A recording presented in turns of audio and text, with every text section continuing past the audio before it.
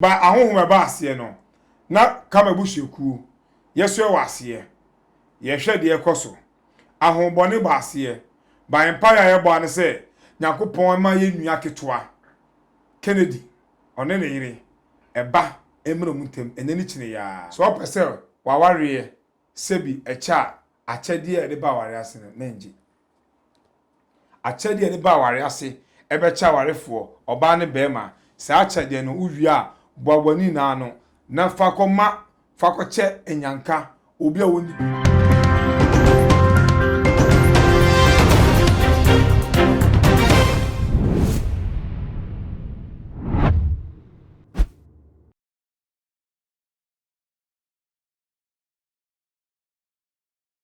Kwa baba online channel so dwumadi ade bramu eye sunsumu ahintasem mo amunim se mo ofa metrance se ya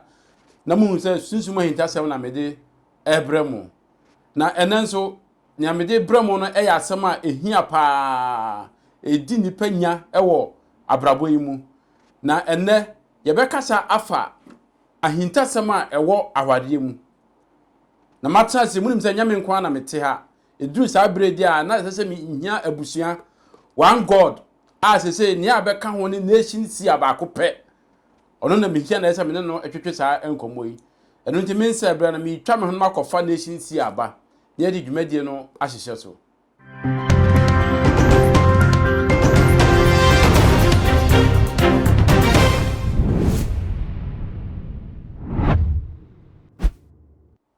yo abusua Offer one god offer nation sia baako pe man no be god offer man no be god opemu na nkasa de osoro eno anu no ne nkoafo ye ne gu asase so a ye ka bi mano ye ko bi mano eno anu ono de otumi kunu to kwara dada but okunu huhum eno kre ye ne di pie physical abusua na etisen offer me da se na wotwe so ensem akoso Ghana ye de Ghana ye de pa esa na mu huhum foi so muso mu namu ehwehwe niam a ekoso ensem wo ho over me che my Ghana penifo o my channel penifo abrochefo mo abroche na amojimre ehwe o my channel because of one god inti he ye domo pa munti ne baaye ye de ye se be kenkan bible emejiji musike ni o se na cha boso nche se bible ni history amanfo nsem me I believe in the bible me weja bible ho me beto bible inti no me condemn bible but ene ye bi wadwemu ewo book sense any home sense abusua emse ahintasema ye beka ne nso ye sema ehun ehia pa because ye beka ahintasema wo awade mu obi be kwa awade bosumi mienu na awade no agu obi be kwa awade emfie mienu emfie miensa na awade no agu se yehwe awade bi wo ho a edom a eba no edoso entiam se edom nso ani sadoso ntakarache ti dom no edoso wa awade mu a ede ensem bebre so eba yehwe na no yem papa despite eba Canada awade a owade ye ya yehwe edom eba ye ene ensem amanfo ekeka ne nia ekoso a mitumi hu enu nti na mafrɛ wo se me bebisa wo se hintasem bi wo awade mu a wo di ato oman channel ahwefo anim no mu nso asua bibi afiri mu ofa me da ase na bia meka me se ofa ebusua peninim no se ebusua na se etum ebusua mintwa wa no odofo me kai wo se dwumadi a wo hwe nso wo hwe na se wani agye ho ahye ye ma wonua enhwe bi nam se anopa dwumadi a yebedi ne ye bebobo ho no ye enyema miensa ifiri ha yebekọ obofo so ensem so hintasem bia ne opatafo enso esem so nti odofo gye adwa ne tenase ne won sem bebre edebrew ebusua koso over penidue matimanti of out Ghana o Ghana homre o Ghana ho time pa nyame shira no ma onyi nche over aware a ye kana aware bibifo ye culture aware de naka traditional boko kokoemu maame ene papa ne ehia ne aye ene ye na nanom de no mo ye ofa se ni biaba eni bi ba yen so ene na mafo yi esi bibi di wedding chese wenye sika anye bia onye be ma onware oye oba your ban and your wedding Nibia, and a warrior no, a Nkoso. We are banning our wedding, I didn't go so. What a boom. Nkoso. Na me de meka se hunhu wiasenti no bibia kosubiano yehu ofa aware a ware be ye ware eye wedding so opese wa ware sebi echa achede e de ba ware ase na nji achede e de ba ware ase ebe cha warefo oba ne bema sa achede no uwi a boaboni na no na fakoche enyanka obi a woni bi fakoche no na ukunu etime yi be $10,000 $20,000 atime yo ohwade a eti amafo China goose 100 Ghana 50 Ghana on the chew na wontimi ntonkuni ava Ghana hanomo awon ho ba ha fi pa eba pass e kwa me despite da na se ye bona baso ayebi pen ayebi ehu ono na ye okaso oya na oye so a omane ye fe omano eye fe wate Ghana enim wate na busu enim sebi na dofo na tamfufo na to obi enim etimi na mi hu boni a wom ba ahohom e ba ase no na kama busu ekuo yeso e wase ye hwe de ekoso ahom boni ba ase ba empire ye bo ane se Yakopon ma ye nua ketoa Kennedy one ne yire eba emro muntem enani kine ya empire meme bo ane no kama busu ekuo because ahohom e ba ase no bebe na be pa wode e ayo be pa oba na wode e eno hia oh yes awade no ekoso a obi ani age no ho ta ho bone so aba awade na se ebepe oba na wode se je ma oba na enwu ana se obegu oba na nim ase ho bone no atamfo no omususuye no enti no omaba mo ba ase aware sa no ahohom ne ba ase ahohom fi bebe ne ba ye na ye da Ghana fo ina ase se bibi se akoso na the whole world so say man Ghana se bi yo sikafo okromu a amafo ebo Dangote o Nigeria no yeso ebo ye despite ye ni gine ho ye ni ka no of America se se mi chiro me amada fo bi o mo chi ni islegon police station o ba bi na ade san e be 6 ni eso koma ko Evìl ye ko ye din komo na police force okay ya man the bill ti go yi no ye ko na mi nua pini ngofia aso ngofia bi aede obi a police a chew a wo da cells pini go aso ngofia bi ana ya go abuni people asa okofia okodasu mu enti obada kan mu na ahase de wo hye de se kwa me despite tire no medam dem kwambo no enye se netie de despite kwesima wo no awo so de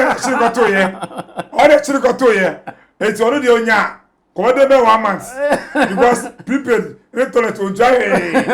ye de so be free de jane be ni o go vie o go do prepaid eti ofa e ba pause kwa me despite sebi ono okita home sense enokre de bi ameka me say home sense for no omu na sebi omu atwen Ghana ho na book sense for no de omu ya kronfo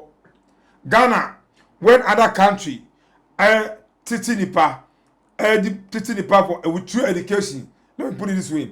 The foreign people, the white people, the omo say omo titi omo ma education mu say na omo ma so betime nyi ehu nyansa ababaye bibi ewo amanone amakro na afe to mu go school mu sua de ablafo sua de just to bring something in the world, something different, something that just nipa that hu bigger. That is a white for you, that is obroni for you, black man manu go school si say no wie chrono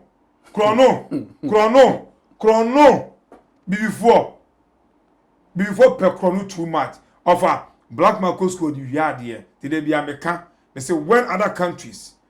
are educating people for development, blacks Ghana, we are also educating people to come and steal our country, rob us. For how long are you going to keep robbing your own people? Ni na so mu tu kwan so a omutu kwai kwa adwuma so omumfa sasuba no enko obi ti abrochire se kwa adwuma mfa sasuba no enko ofa obi ti abrochire ana Ghana there. See, I pity those people who always sit in Europe, America, UK and condemn Ghana. Ghana was once like America. Ghana was once like UK. Ghana was once like Europe. What happened? omo di nyansa ene aboche no odo adwempa adwempa ene develop mo man a ene mo kwaje visa ne banso mo ene mo go to ticket kwa ya tumu no mo nti ase obroni esese ni krom Ghana fo mo me esese ye de ene krom ade ne ehu ofa timi na cha kwa me despite me pa beni despite me papa despite de oyema Ghana no ye di so aware no so no ye bompa ye taechire Kennedy one ne yiri Tracy omuni odo kan na emom onipa bonefo a ono de ode oseye ene otan konkonsa de ohun ye de onte ye asofo na meka wasem no vampire asofo no aba ne sei no o me frɛ Kennedy ana nyame sei Tracy e be frɛ no nyame sei hey Tracy asofo no bompa ye ma wo e ma ene enimonyam se aba wo bra bonu abusuafo no fa sa asofo na nante enye ne wakodu despite akache na empateku asofo de be frɛ ana nyame sei opa mo ne kan ngosiafoi musu anyansa abusia wo kan asem bi wa na emse asem na wo kan no emu edu esan se awade de enipa ware a obia ware a akyede eba ase esan se obia ba o wedding a obia wade a wode ebe chew na emse wo kasa yi mu no kan se akyede a eba awade mu no obi ye wedding akyede a de be che no enam so timi ade susuanso bi ebre nipa no ofa wedding bebre akyede etimi stop awo wedding bebre akyede etimi gu aware entem wedding bebre akyede etimi do wuo kra ba aware mu ana wedding bebre akyede so no etimi de chaos e ba aware mu enti obi ye wedding no ko che na de a mo akyede ne ba mo je no enye ofa abibifo yesa ade ena abrofo so ni brade kasa we sei omoni bre no kwampa so abibifo ese ade ena abrofo so ni de ebrade obroni ni dia ya ade a efe no ni nu ade efe no obeya ma ono so ide chensa na wonu bibini de wa ya efe no no ase no eti Ghana be baby shower ene e wedding no ya baifuo omu okurumu ofia baifuo omu okurum enye nkwa na okurum enye nkwa na apa ade efe eti wedding na ebibifuo ya ja boso no se no kunkuran chinchan no eya na eye but emu achede no me ka kire wo mo se emu achede no eya ma omo fe ni agro enye achede no nya uwi aboboni na no ne fa ko che ekunafo ni nyanka na enko ho enkunafo ni nyanka no o de ko che omo a boni bi ewu bia no etimi tamu ebekọ na busuan sa nyese bia despite a omu ewo sika omu ye wedding a bia omu betimi de achedi bia kwọcha na se bia awiemfo bi ye wedding na ja onu mu ne ho enso na akwankoro na se bia adofo abechechere nyema kakra ja onu so betimi de aboa ne ho a no de sa nyema no ekwoche mi fi se koye sa na se bia wonya asofo mpanifo mbe hira wade so mo bompa yegu sa achede no so a ontimi nwiso osofu papa no wenfa meka okrumu ase osofu papa eni ni a waba program ase abesum yakopon ayaka osofu jilole fe osidabi nyame na mesum no ode me beko na makọ ena asofu aba ni nua friend so mebo no program krampo no owia correction no fight si wo ho na say transportation dey be ode be man be osofu o jiwe na fa eja ye wa asofu bi okrumu anu a omo ye dentist asofu bi omo ye medic doctor asofu bi omo omo ye lawyer asofu bi omo omo ye businessman asofu bi omo omo ye teachers. So what do we see now? And asofu eja edwumadie na omo suaye o wiase so omo be boa Ghana no se so omo de ye asofu dwuma asofu de Monday, Tuesday, Wednesday, Thursday, Friday to office a wo ye dwuma Saturday, Sunday no wo da prepare for wasole onu wasole ma enso ne asofu say oba oton ade be mo ye dwuma onjan no o meta sole dem eho na enhira wo eho na dwuma wo. It is time a Ghana hanomo yebeti yeni ebi yeni ehun say education was not built in Africa. We are learning. Eti obi akosua ade ba no bebu oman no eti sofo na wo ka no ebi ni kromu a me so sofo no onji sika no mra na ehunu Abusua tambia me no e kasa. Sisi a program ayi ni sisi enya asofo program na ayi ni sisi ayi bet. Asema wo kanti na ama me kofa sa asemu yaba. Tambia me no wo kasa ase wo kasa yeni asofo papa at times wo ta kasa asem no. But ewom se asofo dodo na enye papa ewo oman yi mu. Sebe nanso ye wa asofo papa still ewo me gidi se still aye wa asofo papa wo oman yi mu. Na emom ayete se asofo papa no unhu wo mo. But dodo na asese bi omu emfiri nyame no adase kwan bi so minim adase omu firi nyame na omu firi nyame no dodo na agi din.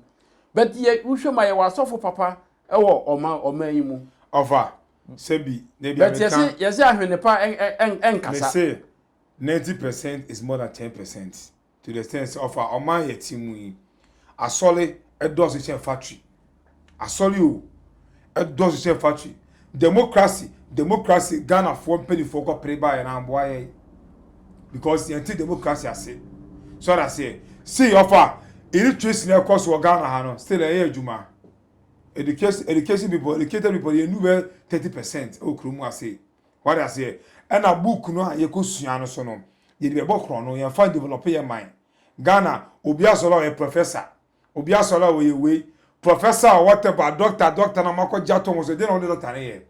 doctor for ya come for the obi so me doctor e di doctor than e di so and asofo a omanko school omanko university sebi omone nam dan chia ne omo bokro no esisi amanfo adwo se musika empateku vampires asofo yi ene offer omo ina aso se omo ye asofo a ye doctor aka komudi ho se say no degree na bobo ne doctor na ye free o it will be at me terminated and the 20 so a country without discipline no what do you expect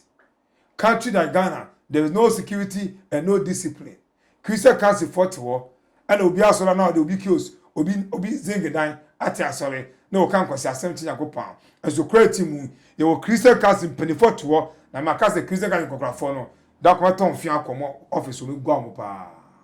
beton fia ko gwa kokrafo no nyame adwuma no omunye ni ye nukrodi ndim omutimi nka enti ofa aware na ye ka no emusam no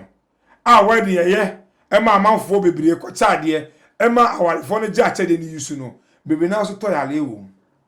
obitimi ware obewie no wa yare saa onya peace woni fie onya akode achede na oje ye fa achede ni mu no de mawo